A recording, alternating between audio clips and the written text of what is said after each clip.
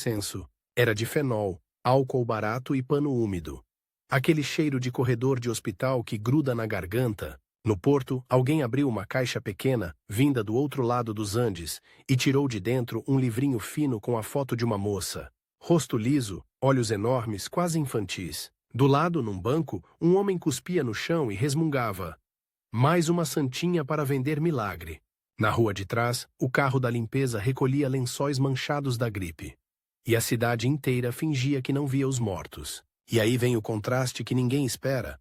Essa menina da foto ainda nem tinha 20 anos e já estava ganhando um inimigo, não um demônio com chifres, um inimigo de carne e osso. O cinismo, a pressa, a modernidade que ri da fé e que no Brasil daquele começo de século sabia ser cruel. Você está aqui por uma história de Teresa de Jesus dos Andes e do porquê ela passou a ser amada também no coração do povo católico no Brasil. Vai ter isso, e vai ter mais. Vai ter cheiro de desinfetante e de flores esmagadas. Vai ter cartas com palavras que queimam. Vai ter uma alegria quase ofensiva em meio a uma época doente. E um final que não parece final, parece um disparo que continua ecoando. Quando ela nasceu, 13 de julho de 1900, em Santiago do Chile, ninguém pendurou placa dizendo santa informação. O que se via era uma criança numa família boa, de fé sólida, mas também de conforto e expectativas. Educação, etiqueta, futuro bem desenhado, o mundo ao redor era aquele começo de século que promete luz elétrica e progresso. Mas cobra em troca uma coisa simples, que você não atrapalhe a marcha, que você não pare para ajoelhar, que você não ame demais algo invisível. E Teresa amou demais cedo demais, só que não começou como aquelas histórias docinhas de criança perfeita, começou com choque, com conflito. Com uma menina que queria, ao mesmo tempo, correr pelos campos, rir alto, montar a cavalo nas férias, sentir o vento no rosto e, no meio disso tudo, escutar uma voz que não combinava com brincadeira. Uma voz que pedia silêncio por dentro. A primeira guerra dela foi essa. Não contra pessoas, mas contra a confusão dentro do próprio peito. A infância dela tem uma imagem que parece cinema. Uma menina pequena, arrumada, aprendendo a rezar e ao mesmo tempo descobrindo a força do próprio temperamento, porque ela não era apagadinha. Ela tinha presença. E o tipo de presença que o mundo gosta, desde que você use para vencer, aparecer, conquistar. O problema é que cedo ela começou a usar essa mesma força para outra coisa, para se entregar. E quando uma pessoa decide se entregar, sempre aparece alguém para competir por ela. No caso de Juanita, o nome de batismo dela, a competição tinha nome e costume. Vida normal. As expectativas do seu círculo diziam: seja brilhante, seja admirada, faça uma boa amizade, um bom casamento, seja útil, seja elegante. E havia por perto aquele tipo de gente que não precisa gritar para controlar. Pessoas que sorriem e com o sorriso empurram você de volta para o trilho. Esse é o primeiro inimigo da história. O trilho. Ele aparece na escola, aparece na sala de visitas, aparece no tom de voz quando alguém diz: isso é coisa de adolescente. Aparece quando a fé vira enfeite e não incêndio. E Juanita, ainda criança, começou a sentir que a fé dela era incêndio. E isso assusta os outros, porque incêndio não cabe em moldura. Ela foi enviada ao Colégio do Sagrado Coração, internato, disciplina, estudo, uma formação que molda. E ali acontece um daqueles momentos que, vistos de fora, parecem pequenos, mas por dentro são uma explosão. A primeira comunhão, ela a recebeu em 1910. Você pode imaginar o altar, o branco do vestido, a fila de meninas, o cheiro doce da cera, o barulho seco do ajoelhar, só que o que muda tudo não é o vestido, é a sensação de presença.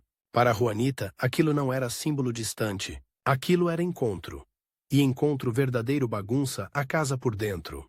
A partir daí, não é que ela vira santa de um dia para o outro. Ela vira perigosa para a própria vaidade, porque a vida interior dela começa a crescer, e com isso cresce uma coisa que parece contraditória, mas é real. Quanto mais ela se sente amada por Deus, mais ela percebe o quanto é capaz de ser mesquinha, impulsiva, ciumenta, dramática. Sim, dramática, adolescente, humana. E aqui entra o segundo inimigo. Não o trilho de fora, mas o espelho de dentro. Porque toda jovem que percebe que pode ser admirada, enfrenta esse veneno. o prazer de ser notada. Juanita era inteligente, carismática, intensa. Ela podia dominar uma sala. E justamente por isso, a batalha fica mais feia. Não é uma menina sem brilho, escolhendo Deus porque não tem outra coisa. Ela tinha outras coisas. Tinha aplauso possível. Tinha caminho aberto. E ainda assim, o coração dela começava a inclinar para outro lugar. Essa inclinação não veio só como sentimento bonito. Veio como incômodo físico, quase como se a vida normal começasse a ter um gosto de metal na boca. Você ri, conversa, brinca, e de repente por dentro algo diz: não é isso. Não é só isso. E você odeia ouvir essa frase porque ela estraga a festa. Na escola, ela vive como qualquer jovem. Amizades, pequenas rivalidades, dias de humor, dias de fervor, só que a fé dela não ficava trancada no domingo. Ela queria que Deus entrasse no cotidiano, o que para muita gente ao redor era exagero. E exagero, quando não é entendido, vira motivo de piada. E é aqui que nasce o competidor com rosto humano. Imagine uma colega, ou um grupo, que vê Juanita rezando com seriedade e decide rotular: a beata. Não precisa ter maldade explícita. Basta o riso, basta a imitação, basta aquele olhar de canto, lá vai ela. Esse tipo de desprezo parece leve, mas ele corrói, principalmente numa adolescente que sente tudo como se fosse amplificado. Juanita não era de pedra, doía nela, e às vezes doía tanto que ela reagia mal. Irritava-se, ficava impaciente, respondia atravessado. Depois vinha o remorso. Depois vinha a tentativa de se refazer. É importante você ver isso, porque santidade aqui não vai ser perfeição lisa.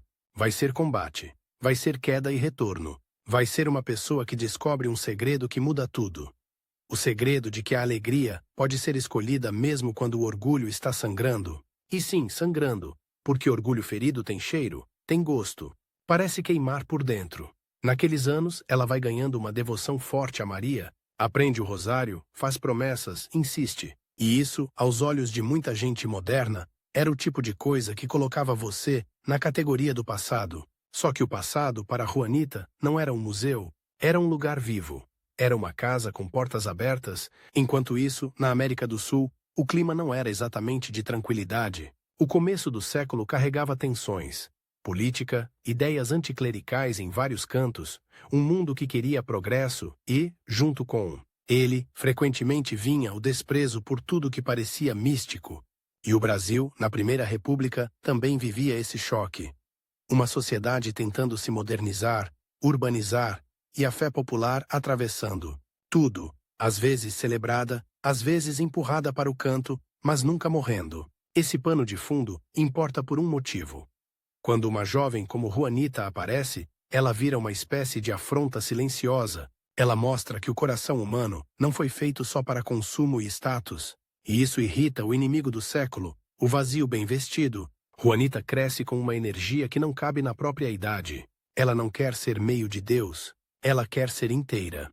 E aqui a história começa a acelerar, porque por volta dos 14 anos, a ideia de vocação, de vida religiosa, deixa de ser sonho nebuloso e vira decisão que lateja. Só que decisão desse tipo não acontece no vácuo. Ela bate de frente com a família, com expectativas, com medo, e principalmente com um argumento que sempre aparece como arma do inimigo.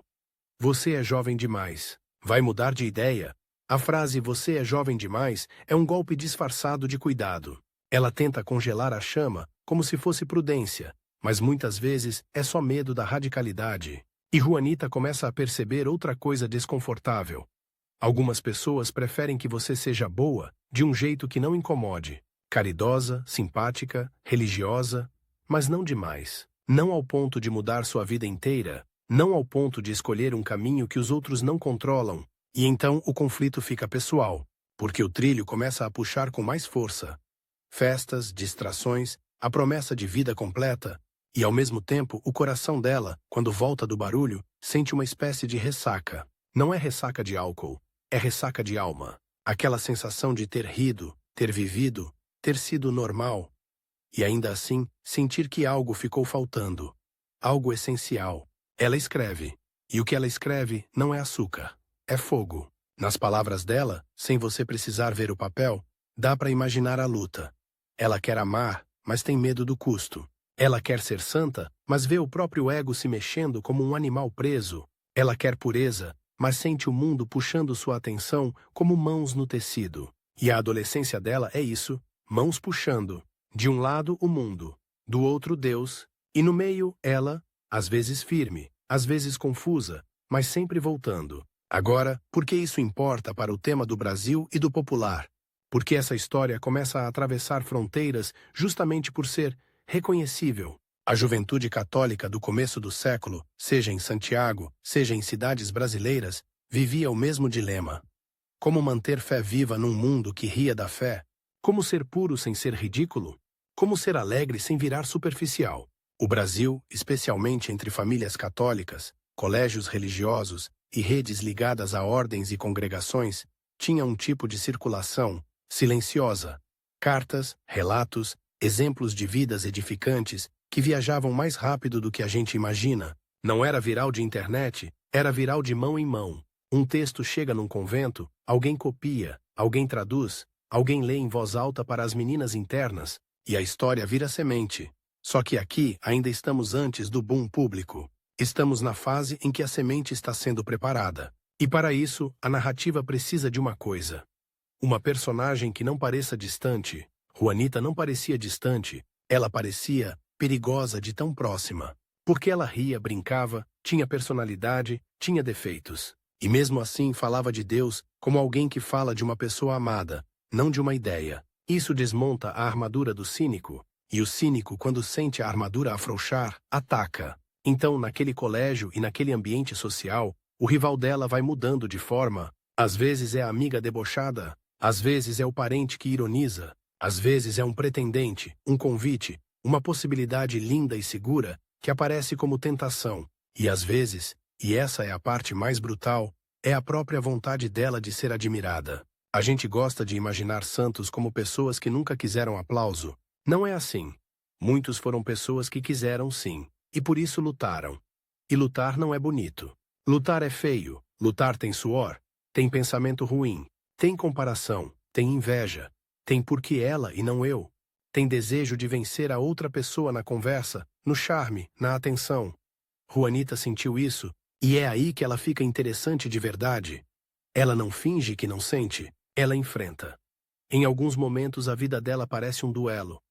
De um lado, a Juanita que quer ser alguém no mundo, com o mundo aplaudindo. Do outro, a Juanita que quer desaparecer para que Deus apareça. E não pense que desaparecer aqui é depressão. Não é. É escolha de direção. É dizer, eu não vou ser o centro. Isso, para o século, é ofensivo. Para o ego, é como arrancar um espinho que está fincado. Dói porque está preso. E enquanto ela cresce, a linguagem dela interior muda. Ela começa a falar de Jesus de um jeito muito íntimo. Não é só meu Salvador, é meu amor, é meu esposo. Termos que, para quem não entende mística, podem soar exagerados, até estranhos. Alguns sentem atração, outros sentem repulsa. E essa mistura é exatamente o tipo de energia que cria popular. O povo reconhece o fervor e, ao mesmo tempo, se assusta com ele. Porque é sempre assim. O que é realmente sagrado tem um quê de desconfortável. Você quer uma imagem forte? Imagine uma adolescente de uniforme voltando para o quarto do internato. O corredor está frio, as outras riem baixo. Ela entra, fecha a porta e ali, sozinha, sente o próprio coração como um animal batendo contra as costelas. Ela não está em êxtase fofo, ela está em guerra. E no meio dessa guerra, ela escolhe, de novo, rezar. Não porque sente vontade, mas porque quer ser fiel. E fidelidade é uma coisa que o mundo moderno tenta ridicularizar. Com o tempo, essa fidelidade começa a ficar mais concreta. Ela se inclina cada vez mais para o Carmelo, para a vida carmelita, para uma entrega total. Só que isso, na juventude, não vem sem custo social. Você perde certas vitórias mundanas, você vira assunto. Você vira a esquisita. E o inimigo adora quando você vira assunto, porque assunto isola. Só que Juanita tinha uma arma que o inimigo não sabe manusear. Alegria, não alegria de piada. Alegria de raiz. Uma alegria que aparece justamente quando você acha que ela não deveria estar ali. E isso confunde as pessoas, porque quem sofre e ainda sorri de verdade vira um enigma. E enigmas viajam. É assim que, antes mesmo de qualquer canonização, antes de qualquer título oficial, A aura da história dela começa a atravessar ambientes católicos na América Latina. Uma jovem, do sul do continente, vivendo uma intensidade espiritual que lembrava Santa Teresinha. E ao mesmo tempo tinha um sotaque nosso, latino, concreto, quente. E aí, sem ninguém perceber, o Brasil entra no cenário, não com multidões ainda, mas com portas pequenas. Um colégio aqui, um convento ali, uma família devota acolá, pessoas ligadas à espiritualidade carmelitana ou à educação religiosa começam a ouvir falar daquela jovem chilena, às vezes como exemplo para as meninas, às vezes como relato de vocação precoce, às vezes como história que dá vergonha na gente, porque mexe com a tibieza. E quanto mais o mundo tentava vender a ideia de que fé é coisa de gente fraca, mais uma jovem como Juanita virava um tapa silencioso. Ela era forte, viva, inteligente e escolheu Deus. Isso cria o primeiro tipo de devoção, a devoção do espanto, mas nesse ponto da história ela ainda está no tabuleiro, ainda está em movimento, ainda está crescendo. E o rival dela, o trilho, ainda acredita que vai vencer. Porque o trilho sempre acha que vai vencer. Ele se alimenta de estatística. A maioria desiste. Só que aqui vem um presságio. Juanita não está brincando de santidade. Ela está ficando perigosa para o mundo. E quando o mundo percebe que pode perder alguém, ele tenta um último argumento. Ele tenta o golpe mais velho. Aproveita a juventude. Depois você pensa nisso. A juventude para Juanita começa a virar uma faca de dois gumes. Ela sente a urgência. Sente que o tempo é curto, sente que adiar pode ser perder, e a urgência, quando encontra fé, vira decisão. Você consegue sentir o peso? Uma menina de 15, 16 anos, rodeada de futuro possível, encarando uma pergunta que gente adulta evita a vida inteira. Para quem eu vou viver? E ela começa a responder, só que antes do próximo passo, o passo que vai mudar tudo e levar ela para o Carmelo, a história ainda precisa apertar a ferida do conflito. A disputa entre a vida que parece certa e a vida que é chamada, e é nesse aperto que a gente encontra o tipo de detalhe humano que faz o povo se reconhecer. Ela não virou santa por nunca ter sido tentada, ela virou santa por ter sido tentada e ter escolhido. E, enquanto isso, em algum lugar do Brasil, alguém já começa a ouvir um nome que ainda não tem coroa, não tem altar, não tem festa. Litúrgica popular, Teresa dos Andes. Um nome estranho e bonito, que parece geografia e mistério ao mesmo tempo. E a semente lentamente começa a respirar. O chamado não chegou como música de harpa, chegou como uma espécie de insistência. Aquela insistência que não dá para desver. E quanto mais Juanita tentava viver, como se nada estivesse acontecendo, mais a vida parecia apertar o nó. Não era só uma ideia religiosa, era um ímã. E ímã tem um jeito cruel de revelar onde você está preso. Você sente o puxão justamente porque tenta ficar parado. Naquela idade em que quase todo mundo coleciona sonhos, namoro, liberdade, um futuro com brilho, ela começou a colecionar outra coisa.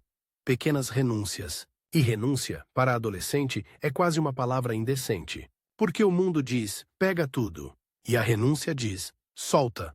Só que a renúncia dela não era cara de derrota. Era cara de paixão. E paixão incomoda mais do que tristeza. Tristeza dá pena, paixão dá raiva. É aqui que o inimigo volta com outra máscara. Não mais apenas o trilho impessoal, mas um concorrente que parece humano, concreto.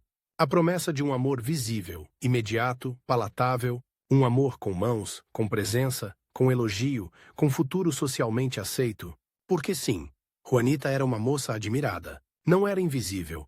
E em algum ponto dessa adolescência, começam a surgir proximidades, simpatias, olhares, conversas que poderiam virar o roteiro clássico, a jovem boa, de família boa, com um destino bonito.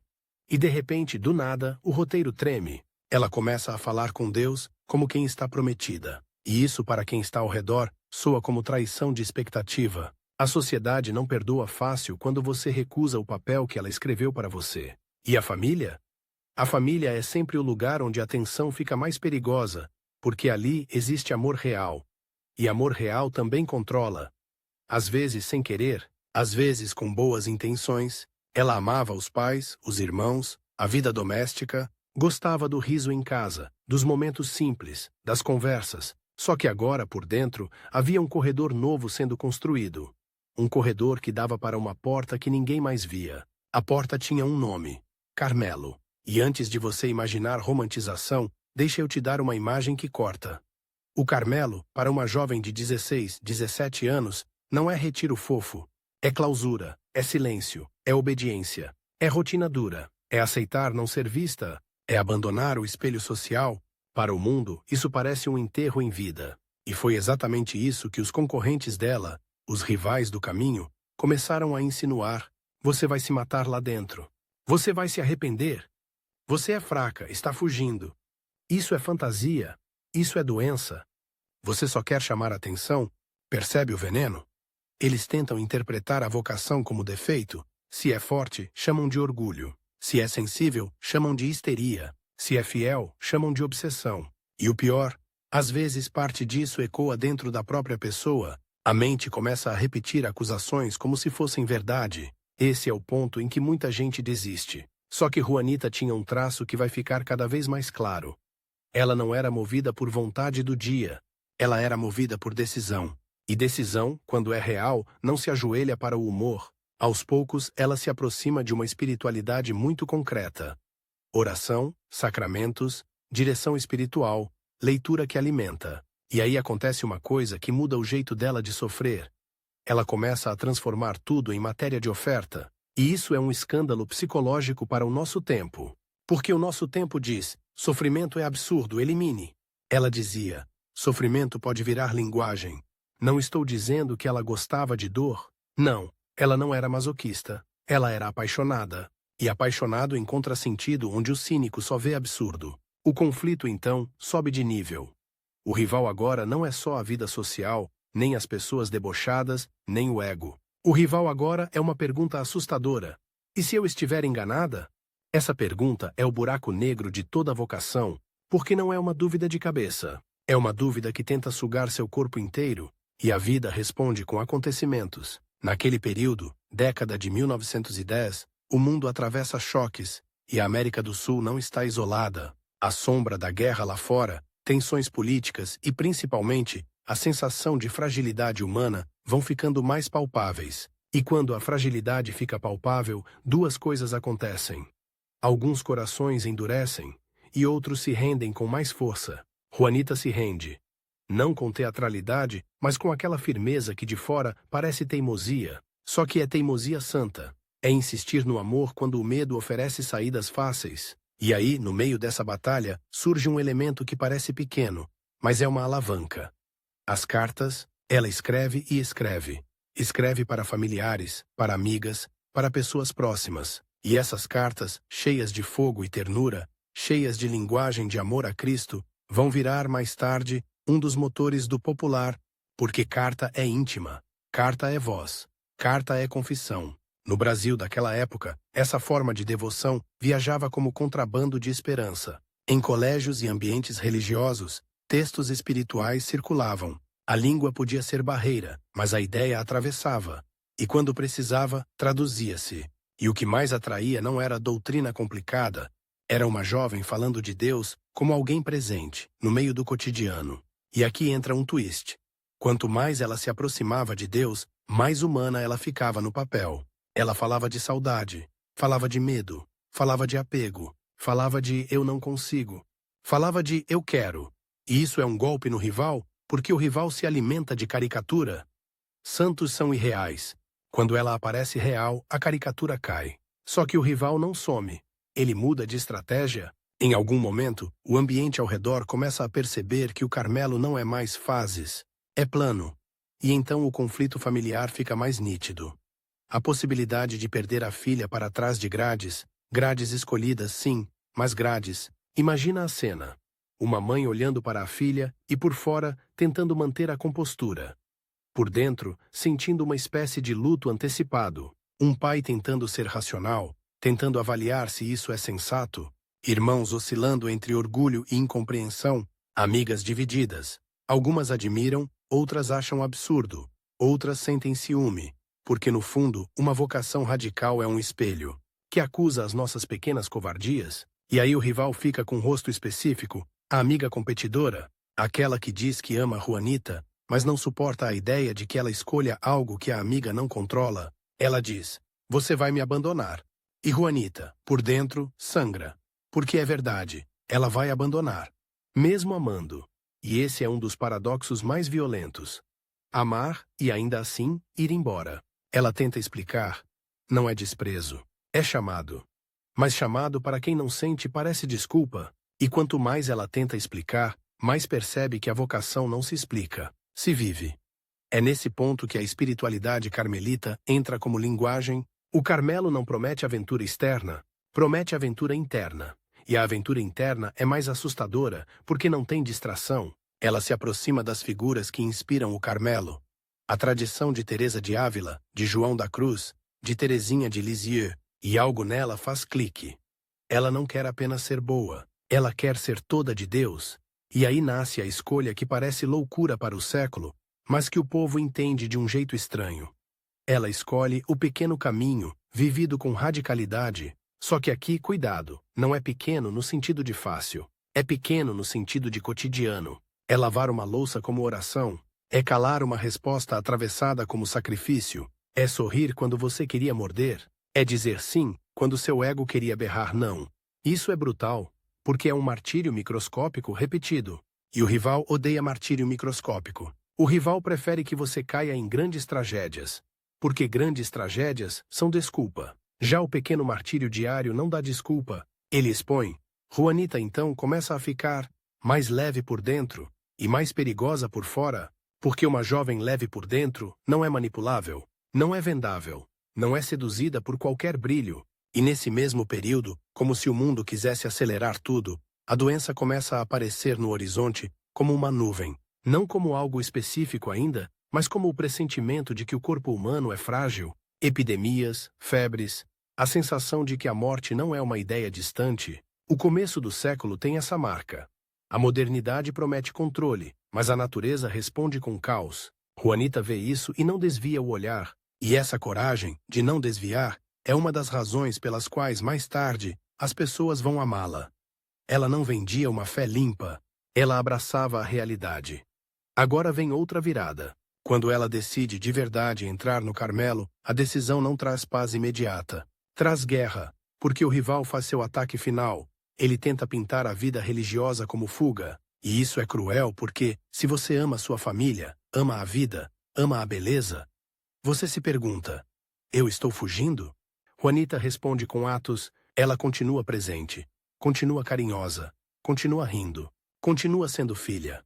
Mas por dentro, ela já está com a mala feita. E essa mala não tem roupas, tem renúncias. Ela faz um tipo de preparação espiritual que é quase como treinar para um mergulho em água gelada.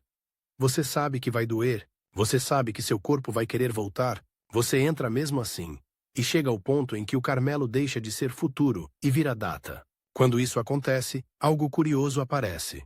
A devoção em torno dela começa a nascer antes mesmo do convento. Pessoas percebem que aquela menina tem algo, e esse algo não é carisma vazio. É intensidade, é presença. E presença verdadeira deixa rastro. Aqui, o Brasil entra de novo, de forma sutil. Ambientes católicos brasileiros daquela época tinham uma fome enorme por exemplos de pureza e coragem juvenil. Havia um ideal de moças cristãs sendo formado em colégios e grupos, e histórias de jovens piedosas circulavam como modelos. Uma jovem latino-americana, moderna o suficiente para ser da nossa época, e radical o suficiente para ser de Deus, isso era ouro espiritual. E a rivalidade, então, ganha um terceiro nível. O rival deixa de ser só pessoas e passa a ser o próprio espírito do tempo. O espírito do tempo dizia: o corpo manda, a vontade manda, o prazer manda.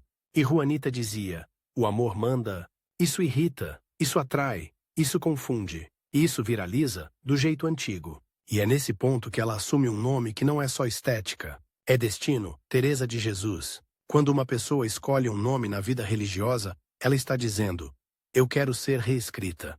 E reescrita dói. O mundo ama autoexpressão. O Carmelo pede autodoação. Autoexpressão você controla. Autodoação te consome. E aí, num gesto que parece pequeno, mas é gigantesco, ela atravessa a porta do convento. Só que, antes de atravessar, a cena precisa ser vista por dentro. O último olhar para a família, a última noite em casa, o último momento em que você pode simplesmente sair andando pela rua sem pedir permissão, sem horário, sem regra. Você sente o peso? A maioria de nós não consegue nem ficar sem celular algumas horas. Ela estava prestes a entregar o próprio futuro na mão de outra lógica. E é aqui que eu te lembro do começo. O cheiro de hospital, a caixa no porto, o livrinho. Porque, sem saber, o século já estava preparando o contraste final. Enquanto o mundo adoecia e ficava mais cínico, uma jovem entrava numa clausura para amar. Isso é o tipo de coisa que dá nojo e fascínio ao mesmo tempo. Nojo, porque parece desperdício, parece antinatural, parece errar a vida. Fascínio, porque a gente sente que ali existe uma liberdade que o mundo não consegue comprar. E agora, a parte 3 vai ser a parte em que a porta fecha de verdade.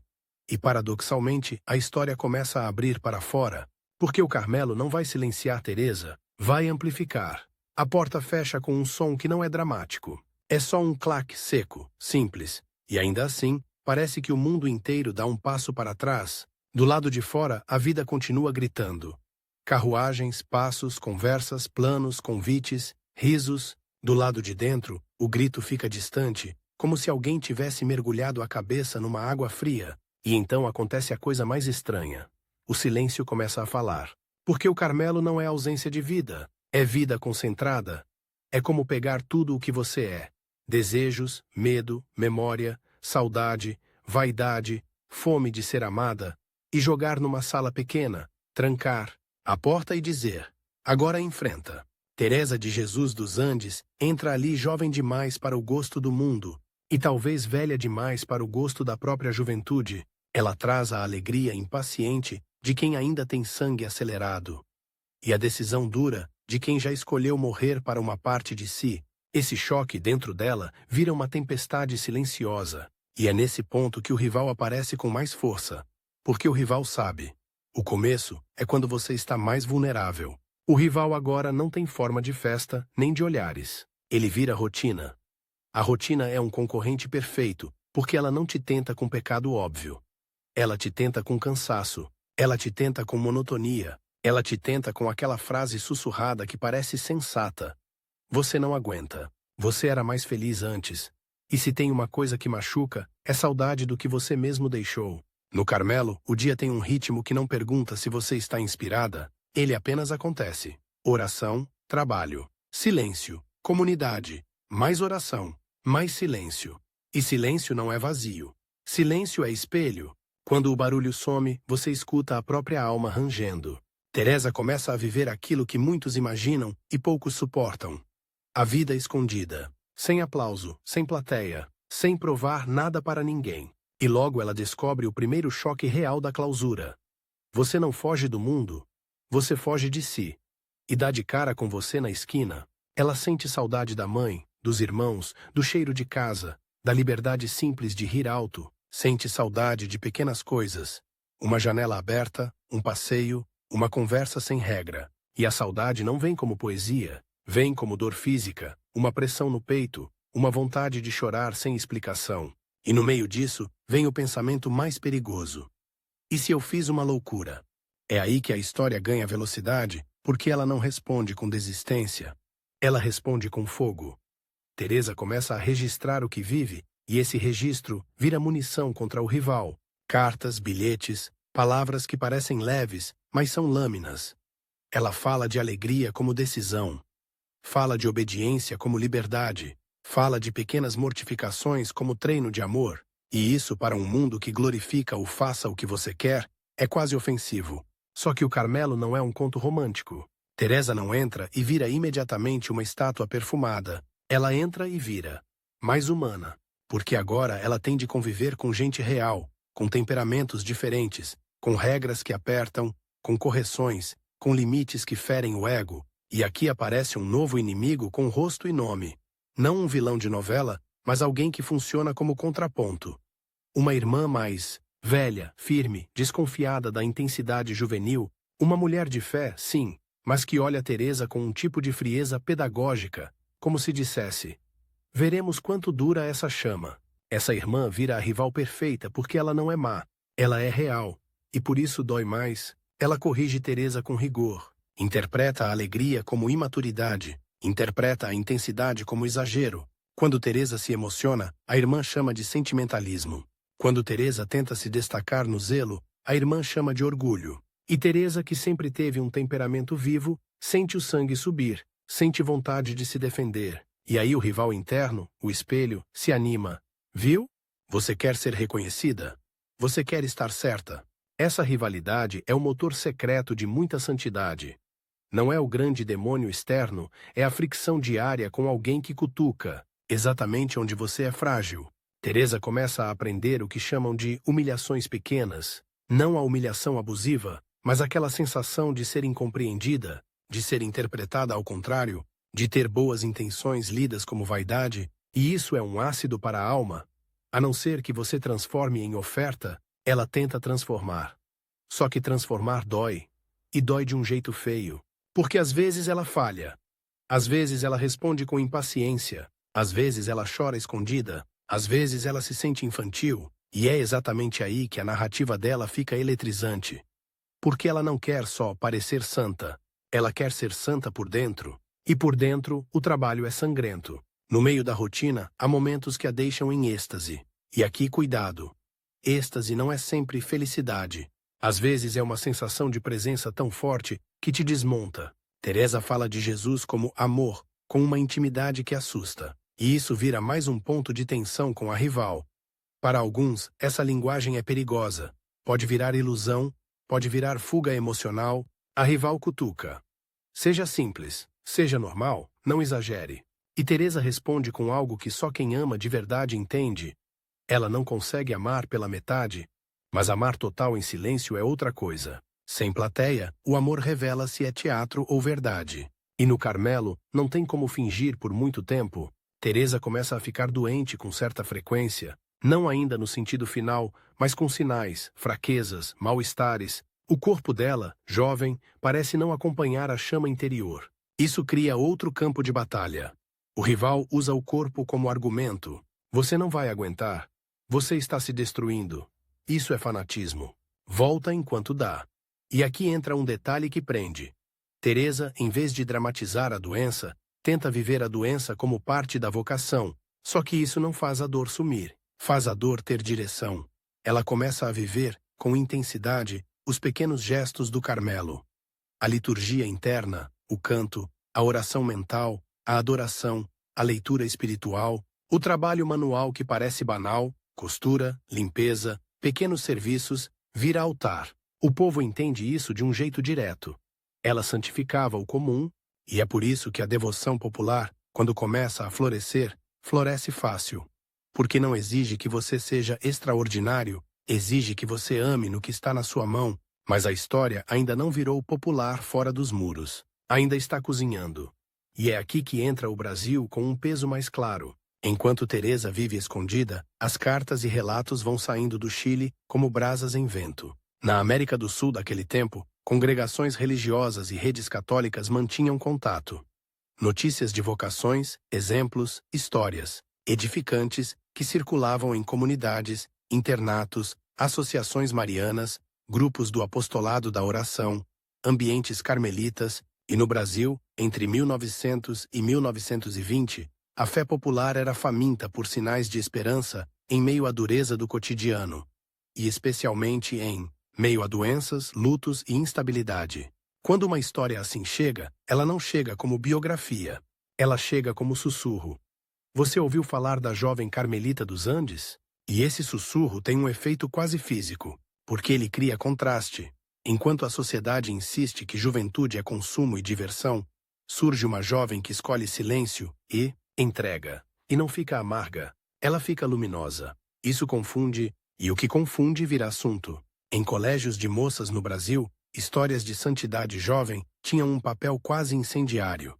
Eram ao mesmo tempo ideal e acusação. Ideal porque inspiram. Acusação porque mostram o quanto a gente se acomoda. Teresa entra exatamente nesse lugar desconfortável. Ela inspira e incomoda. E veja, a devoção popular não nasce de informação completa. Ela nasce de encontro emocional. Alguém lê uma frase dela e sente um soco no peito. Alguém escuta que ela oferecia seus sofrimentos por almas e pensa no filho doente. Alguém descobre que ela lutava contra o próprio orgulho e pensa: então eu também posso lutar. É assim que, mesmo antes de qualquer reconhecimento oficial, uma pessoa vira do povo. Só que o rival percebe esse movimento e tenta desacreditar a história por outro caminho. Ele tenta tornar Teresa suspeita. Isso é exagero de convento. Isso é propaganda. Isso é invenção para gerar devoção. E a melhor forma de vencer suspeita é consistência. E Teresa era consistente. O que ela escreve não parece peça publicitária. Parece carne. Parece alguém que sangra por dentro e ainda assim escolhe amar. Isso dá uma autenticidade que atravessa língua, cultura, fronteira. E aos poucos, o nome Teresa dos Andes começa a ganhar um lugar especial. É latino, é jovem, é próximo, é intenso. Dentro do convento, a rivalidade com a irmã desconfiada continua. E há um momento particularmente duro. Teresa é corrigida diante das outras, uma palavra atravessada, um gesto interpretado como vaidade, um entusiasmo lido como indisciplina. O sangue dela ferve. O ego grita: injustiça. E por um segundo, você quase vê o filme alternativo. Teresa se fechando, ficando amarga, virando uma religiosa triste, do tipo, que cumpre regra com rancor. Esse seria o triunfo do rival. Mas ela faz outra coisa. Ela engole a resposta. E depois, sozinha, chora. Só que, em vez de transformar o choro em acusação, ela transforma em entrega. Isso é violentamente contraintuitivo, e é aí que a história vira faca. Porque ela mostra um caminho que a gente não quer seguir, mas sabe que é verdadeiro. Com o tempo, a rival percebe algo desconfortável. Teresa não está ali para vencer discussões, ela está ali para amar. E esse tipo de amor é humilhante para o cético, porque ele não tem como derrotar com argumento. Você só consegue derrotar amor com cinismo. E cinismo fica ridículo diante de amor real. Então a rival muda de tática. Ela não combate mais com correção aberta. Ela combate com frieza, com distância, com silêncio social. E silêncio social dói mais do que bronca. Bronca pelo menos reconhece que você existe. Frieza te apaga. Teresa sente esse apagamento e por dentro, uma parte dela se desespera. Eu quero ser amada. E aqui está a confissão que torna Teresa humana até o osso. Ela queria ser amada, só que ela aprende a canalizar isso para Deus. E isso não apaga o desejo humano, apenas ordena. Ela continua amando as irmãs, continua servindo, continua rindo quando pode. E essa alegria, de novo ela, começa a virar um fenômeno. As pessoas notam, como alguém tão jovem, com saúde frágil, com saudade, com correções constantes, consegue manter o coração aberto, e quando isso é notado, a comunidade muda sem perceber. Teresa vira referência, não por autoridade formal, mas por magnetismo espiritual, e é assim que, mesmo atrás de grades, ela começa a pregar. Não com púlpito, mas com presença. Esse é um ponto importante para você entender o porquê a igreja no Brasil, e mais ainda, porquê o povo no Brasil. Porque o Brasil ama santos que parecem gente, e Teresa parecia gente, gente jovem, gente que luta com o que todo jovem luta: identidade, desejo de pertencimento, medo de errar, vontade de ser vista. Só que ela fazia essas lutas diante de Deus com uma coragem que dá vergonha. E a vergonha, quando é saudável, vira conversão. Há também uma dimensão de Teresinha latino-americana que começa a se formar nesse período, não porque ela copia, mas porque ela vive uma simplicidade radical, um amor cotidiano, um oferecimento constante. Para os devotos brasileiros, isso é familiar. O povo entende o valor da pequena oferta. O povo faz promessas, acende vela, reza novena, oferece sofrimento. Teresa fala essa língua, mesmo que escreva em outro idioma. Ela vira então uma ponte. Agora, enquanto a ponte se forma, o corpo dela começa a dar sinais mais claros de limite. Os dias em que ela está forte diminuem. Aparecem dores, febres, fadiga que não passa. E numa comunidade de clausura, onde o corpo é ferramenta do cotidiano, ficar fraca é humilhante. Você precisa pedir ajuda. Precisa ser cuidada. Precisa aceitar ser peso. Esse é outro prato favorito do rival. Ele adora te convencer de que você é inútil. E Teresa enfrenta isso com uma frase interior que parece simples, mas explode o rival. Se eu não posso fazer, eu posso amar. Ela passa a oferecer a impotência, oferecer a falta, oferecer o não conseguir. Isso é chocante, porque a gente foi treinado para valorizar produtividade, ela valoriza amor. Enquanto isso, fora dos muros, o mundo acelera. E quanto mais acelera, mais a história dela parece um escândalo. E escândalo, quando é santo, vira devoção. No Brasil, a devoção popular daquele tempo era profundamente sensorial. Imagens, medalhas, orações, histórias contadas em roda. Não precisava de documento oficial para alguém começar a pedir intercessão. Bastava um testemunho. Essa jovem viveu assim. Quem sabe ela me entende.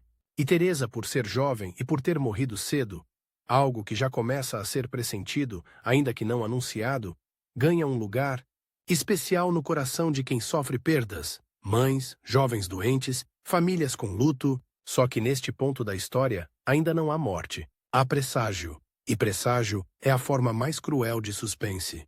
Você sente o final chegando, mas não sabe o dia. A rivalidade interna também não terminou. Em um momento decisivo, Teresa percebe que sua maior tentação não é voltar para o mundo, é querer ser reconhecida como santa. Esse é o veneno mais sofisticado, querer santidade como troféu, e ela escreve, ou confessa, algo que corta.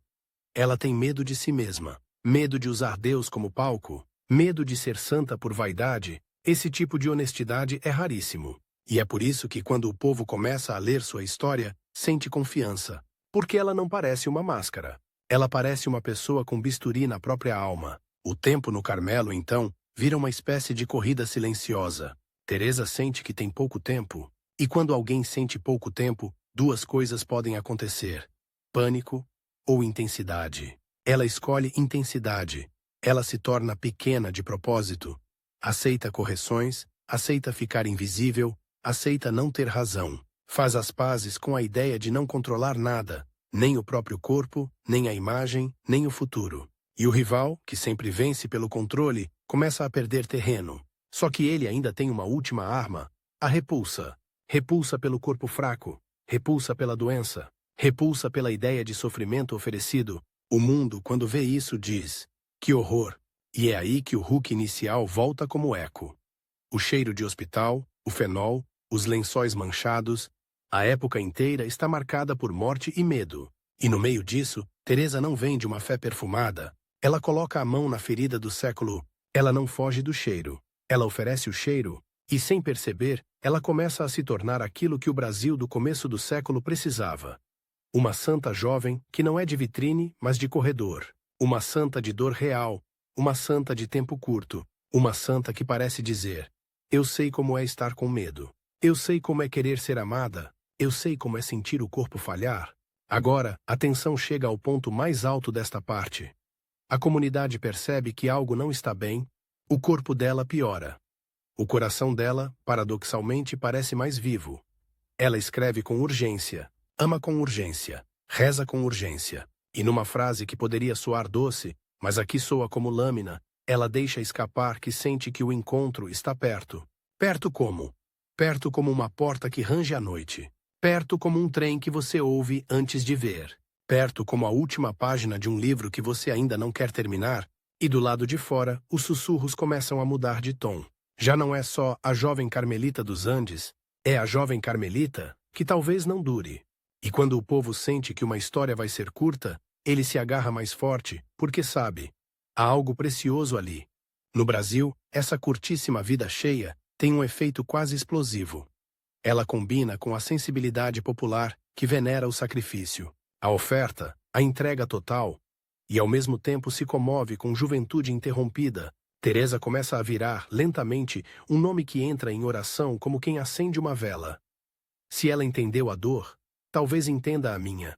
E então, quando o rival acha que finalmente tem a vitória, porque o corpo dela está cedendo, Teresa faz a última coisa que desarma qualquer inimigo. Ela fica serena. Serena não porque não dói. Serena porque ela escolheu, e quem escolhe com amor tira do rival o prazer de humilhar. A próxima parte é inevitável. E é por isso que ela é tão magnética, porque agora a história está na beira do precipício. A morte ainda não aconteceu, mas já está no quarto ao lado, esperando a hora. E Teresa não parece com medo. O quarto não tinha nada de cinematográfico. Não havia luz dourada atravessando o vitral, nem anjos cantando como se o sofrimento fosse bonito. Havia um ar pesado, úmido, com aquele cheiro que mistura suor frio, pano fervido e desinfetante. O mesmo cheiro que o século aprendeu a temer. Lá fora, o mundo tentava voltar ao normal, depois de anos de tensão e medo. Por dentro, o corpo de Teresa começava a perder a briga, mais antiga de todas, a briga do sangue contra a febre. Ela era jovem demais para estar ali, jovem demais para ser cuidada como doente, jovem demais para precisar de ajuda para coisas pequenas. E isso, ironicamente, era mais humilhante do que qualquer correção da irmã rival. Porque correção você aguenta com o orgulho ferido. Mas doença te toma o controle sem pedir licença. Ela te reduz. E é exatamente isso que o inimigo sempre quis. Reduzir Teresa, só que o inimigo, aquele mesmo espírito do tempo, cínico e apressado, não entendia uma coisa. Reduzir o corpo dela não reduzia o fogo. O fogo não estava nos músculos. Estava na decisão. Quando a febre subiu de vez, o Carmelo inteiro mudou de som. O silêncio ficou diferente. A rotina, que era relógio, virou sussurro. Passos mais contidos, portas fechadas com cuidado, orações com uma urgência que não se confessava. Porque numa comunidade assim, a morte não é espetáculo, é visita. E quando ela vem, todo mundo sabe. Mesmo sem dizer, Teresa começou a alternar momentos de lucidez com ondas de fraqueza. O corpo tremia, a cabeça pesava, a garganta secava. E ainda assim, havia uma coisa assustadora. Ela não parecia desesperada. Parecia concentrada. Como quem está apertando a última carta na mão. E aqui acontece a primeira grande virada. A rival, aquela irmã mais velha, desconfiada, que tinha passado meses medindo o fervor da jovem como se fosse fogo perigoso, é obrigada a encarar Teresa sem o conforto do julgamento, porque quando alguém está fraco e febril, não tem mais máscara social para odiar ou admirar, só sobra o que é. A rival esperava ver uma menina quebrada, talvez amarga, talvez arrependida. Era o tipo de final que faria sentido para o mundo. Viu? Foi exagero, terminou em desilusão. Mas o que ela viu foi o contrário. Teresa, nos intervalos de dor, falava com uma simplicidade que cortava, nada de pose, nada de dramatização para impressionar, só uma espécie de entrega quase irritante de tão direta. Como se dissesse, eu escolhi isso? Eu não fui enganada. Eu amei. Eu amo. E em certo momento, a rival percebeu algo que a deixou sem defesa. Teresa não queria vencer ninguém, nem mesmo a rival. Teresa queria amar a rival. Queria que a rival fosse feliz em Deus. Queria o bem dela com um amor que não pedia retorno. Isso é humilhante e é também libertador, porque ninguém sabe o que fazer quando o outro te ama sem te usar. A febre continuou. O corpo cedia. E como se o século quisesse colocar um selo cruel na história, o diagnóstico ficou claro. Tifo. Uma doença que naquele tempo podia ser sentença rápida. Não havia os mesmos recursos de hoje. O corpo de Teresa entrou numa espécie de corredor estreito, onde cada dia parece a repetição do anterior. Só que um pouco mais fraca. E aí vem a imagem que prende porque é visceral. A jovem carmelita, que tinha entrado no convento cheia de energia e decisão, agora, com os lábios secos, o rosto quente demais, as mãos às vezes geladas, às vezes queimando, a roupa de cama com marcas de suor, a água oferecida em pequenas porções e, em cima disso, o silêncio. O silêncio de quem não pode reclamar alto, o silêncio de quem não quer ser peso. O inimigo, nesse ponto, tenta o golpe final, o mais nojento, o golpe da repulsa. Porque doença causa repulsa, cheiro causa repulsa, fraqueza causa repulsa. O corpo humano, quando adoece, lembra a todos que somos carne. E a carne, quando falha, não é bonita. É aí que o Hulk do começo volta com força. O cheiro de fenol, a cidade escondendo mortos, o século fingindo controle. E Teresa, no meio disso, não está oferecendo uma fé perfumada, está oferecendo uma fé com cheiro de corredor. Ela não nega o nojo do mundo, ela atravessa o nojo. E isso tem um poder estranho sobre a devoção popular, especialmente no Brasil. Porque o povo brasileiro, naquele começo de século, sabia o que era doença, sabia o que era luto, sabia o que era falta de recurso, sabia o que era rezar com o estômago apertado e o coração sem resposta. O povo não precisava de uma santa de porcelana, precisava de alguém que entendesse o chão molhado da vida. Teresa começou a entender. Há um momento em histórias assim em que a pessoa poderia se agarrar a qualquer migalha de conforto. Deus vai me curar. Eu não posso morrer agora. Isso não é justo. E talvez Teresa tenha sentido isso por dentro. Seria humano. Mas o que transparece é outra coisa. Ela começou a falar como quem já atravessou o medo e saiu do outro lado. Não como quem não sente medo, mas como quem decidiu não obedecer ao medo. E no meio dessa fragilidade, acontece o segundo grande twist. Teresa pede para fazer seus votos antes da hora prevista. Isso é uma coisa que, para quem olha de fora, parece apenas detalhe religioso, mas por dentro é explosão dramática. É como se ela dissesse, com a caneta tremendo: não vou deixar a morte me pegar pela metade. Eu quero que fique claro, eu pertenço. Imagine a cena sem romantizar. Uma jovem doente, numa cama simples, cercada por irmãs em silêncio, a superiora avaliando a gravidade, os olhos de algumas cheios d'água, a voz de Teresa fraca, mas firme o suficiente para atravessar o quarto. Ela faz os votos e naquele instante algo muda na atmosfera. Não é mágica, é decisão. E decisão muda o ar de um lugar. A rival, a mesma que desconfiava, vê isso e sente o chão sair. Porque ali não havia teatro. Havia lucidez. E lucidez numa pessoa febril é assustadora, porque parece vir de outro lugar. Esse momento vira uma lâmina na memória de quem testemunhou, e mais tarde, quando a história sai do Carmelo e chega a outros países, inclusive ao Brasil, esse detalhe vira um dos grandes gatilhos emocionais. Ela estava morrendo e quis se entregar mais. Esse tipo de gesto para o povo não é só virtude, é prova de amor. E então chega o dia inevitável, 12 de abril de 1920. Não foi um final com música, foi um fim com corpo cansado, com respiração difícil, com febre fazendo o mundo girar, e ainda assim, quem estava ali fala de uma paz quase ofensiva. Ofensiva porque a morte deveria vencer com medo, e ali parecia não conseguir. Teresa morreu jovem, sim, mas não morreu inacabada. Ela morreu como quem concluiu uma frase inteira com poucas palavras. E aqui o inimigo achou que tinha vencido. Porque o inimigo sempre acha que venceu quando o corpo cai. Só que a história, nesse ponto, faz a curva mais perigosa. O fim vira começo. Quando Teresa morreu, a clausura não impediu que a notícia a atravessasse. Pelo contrário, a clausura funcionou como câmara de eco. Tudo o que era escondido parecia ainda mais precioso quando vinha à luz, e as cartas que ela tinha escrito, começaram a ser vistas não como diário de jovem, mas como mapa. Um mapa de santidade possível, um mapa para quem sofre. Um mapa para quem é jovem e não quer se perder. E aí começa o movimento que explica o porquê do Brasil. Não como decreto, mas como fome. No Brasil, entre 1900 e 1920, a religiosidade católica popular tinha uma pulsação própria. Devoção aos santos, promessas, novenas, imagens em casa, a fé misturada com a vida concreta, e ao mesmo tempo havia um Brasil se urbanizando, tentando ser moderno, e um espírito de época que dizia: deixa essas coisas para trás.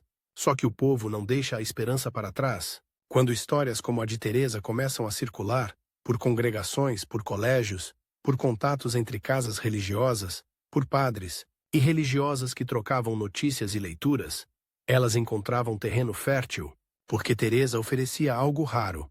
Uma santidade jovem, latino-americana, com linguagem direta, com coração intenso e com uma morte, que tocava o nervo da época. E aqui entra uma imagem que ajuda a entender o nascimento do culto popular.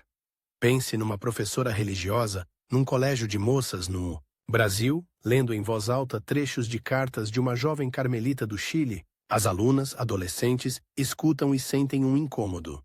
Ela tinha a minha idade.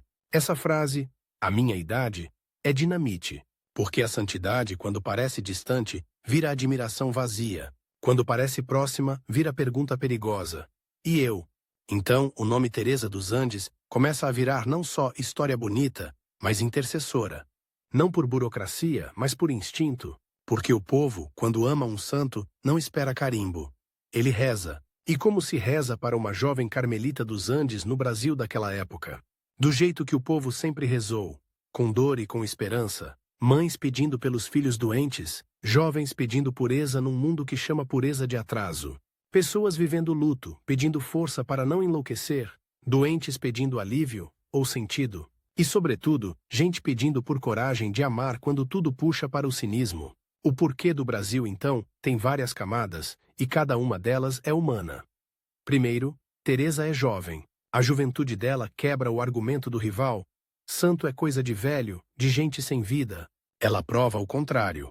O Brasil, com sua população jovem e com sua cultura emocionalmente intensa, se reconhece nessa chama. Segundo, Teresa é latino-americana. Ela não é uma santa importada de um mundo distante e frio. Ela é do continente. O sotaque espiritual dela é nosso, forte, afetivo, concreto.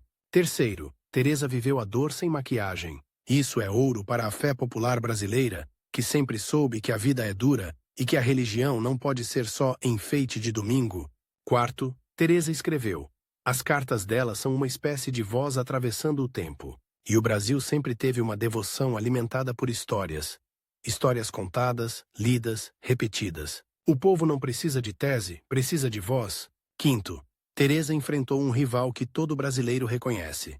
O deboche. O deboche contra a fé, a ironia, o isso é coisa do passado, o você é exagerada. Teresa viveu isso.